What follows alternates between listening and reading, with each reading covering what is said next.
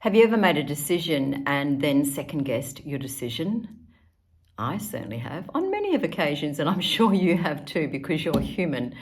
And this is a natural occurrence, especially if it's a big decision. And I'm just referring to a client of mine who recently decided after, over 20 years of being in a particular career, decided that it was time to change direction, change career. And as soon as she had that realization and that her heart had not been in it for quite some time, then she took the plunge and said no more and took a new direction, started to move towards a new direction, which means that there's a gap between the actualization of the new career, because she was going to study and decided she wanted to take some time off in between to study and to step into the unknown.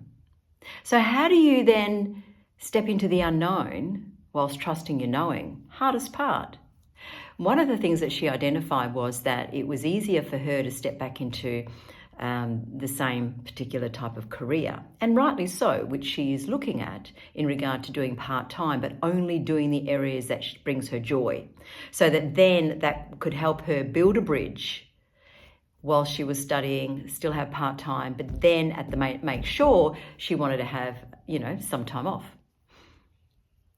And as I said, it's easier to get pulled into what you do know and go back into, the amount of money that you were making, feeling safe and secure, even though you might be selling your soul.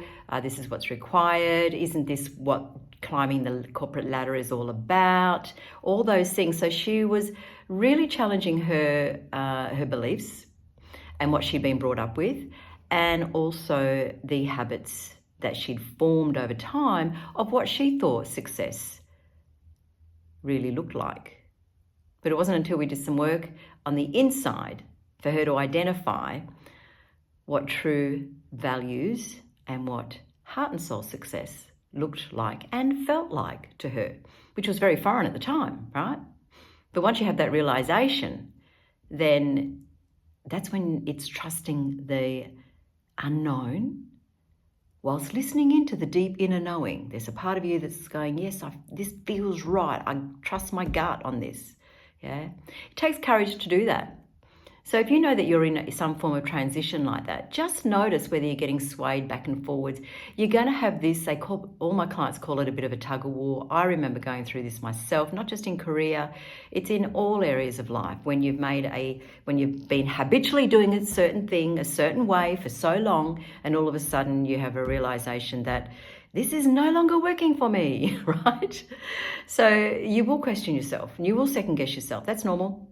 So then it's really staying in the present moment as much as you can and trusting and noticing the old voice, the old sways, the old distractions that pull you back into, what is a superficial sense of security. It's not true security, right?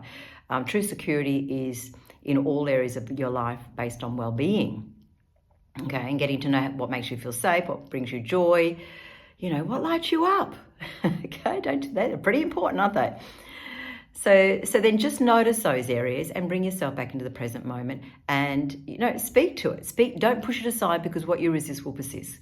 Keep it coming forward, notice it, don't make it wrong, and then come back into the present moment and create a relationship. You can have I used to do a commentary. I notice you, old friend. I know you're scared right now, but this is what we're doing. Let's read the vision. Let's read what's important to you right here and now. And also what truly does bring you joy and what makes you feel safe right here, right now.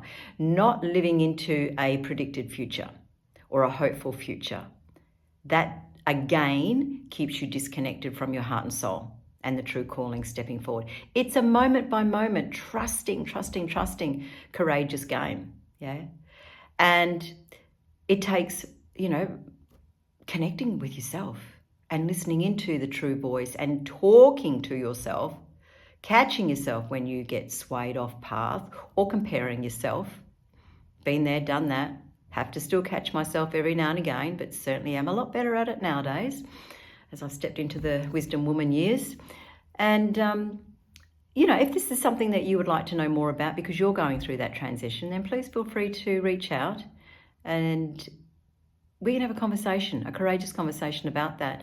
And just so that you can, you know, connect with that at such a deeper level of your deeper knowing and the calling of the direction that's getting you to pay attention to at this evolving stage of your life, your career, whatever the situation is that you're in right now.